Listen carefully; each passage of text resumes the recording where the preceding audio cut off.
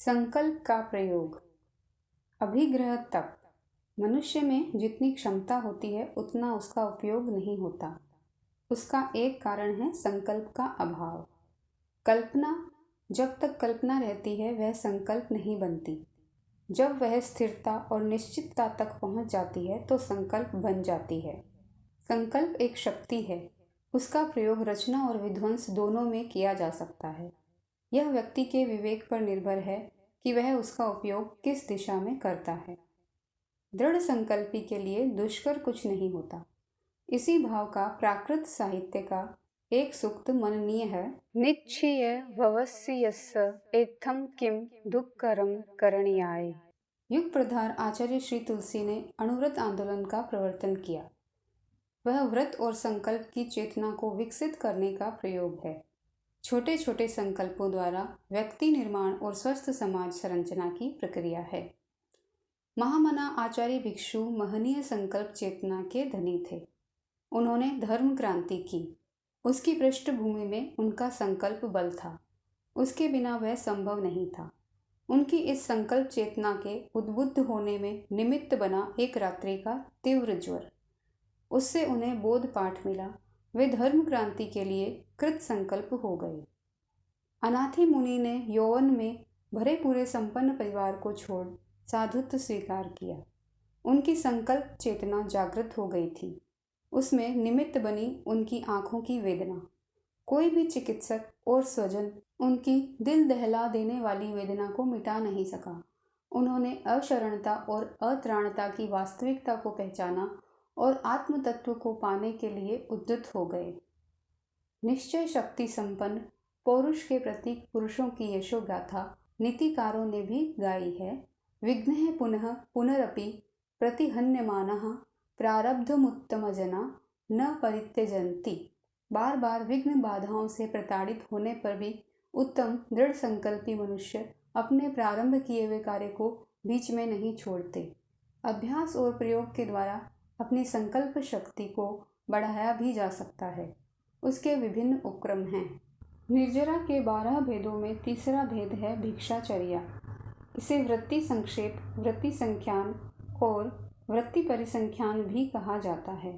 इसमें अभिग्रह स्वीकार किया जाता है। अभिग्रह उच्छृंखल और अनियंत्रित मन के निग्रह का प्रयोग है, संकल्प का प्रयोग है। मुनि के परिप्रेक्ष्य में इसे भिक्षा के साथ जोड़ा गया है।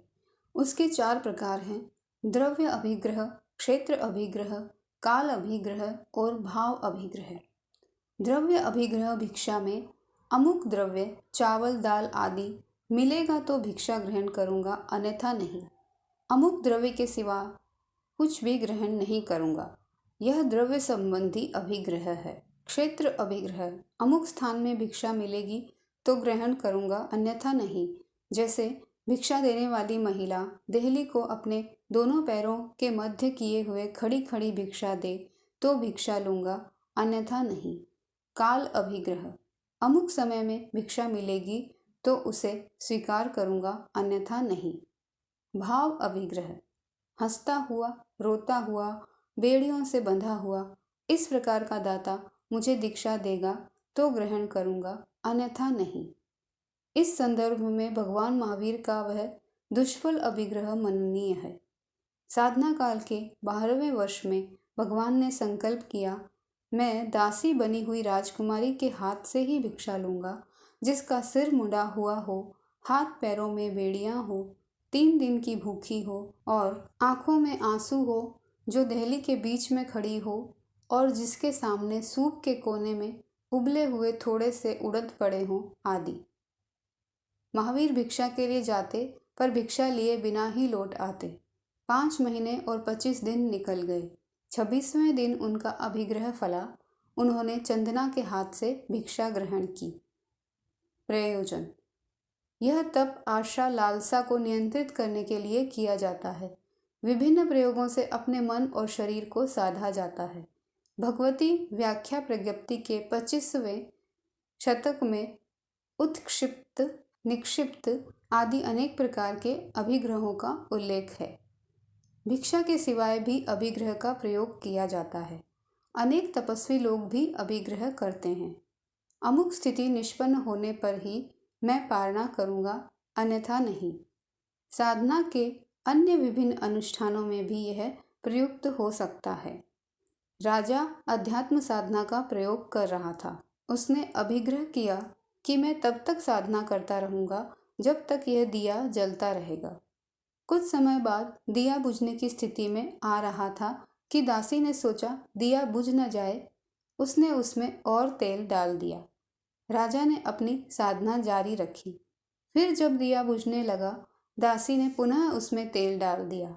इस प्रकार दासी तेल डालती गई और राजा की साधना लंबायमान होती गई। संकल्प शक्ति के विकास के अनेक प्रयोग हैं। उनमें अभिग्रह को भी एक माना जा सकता है। जीवन की विषम परिस्थितियों में भी कुछ अभिग्रह स्वीकार कर लिए जाते हैं तो उनसे संकट निवारण और चेतना जागरण दोनों को बहुधा प्राप्त किया जा सकता है। अगला अध्याय स्वाद विजय का प्रयोग।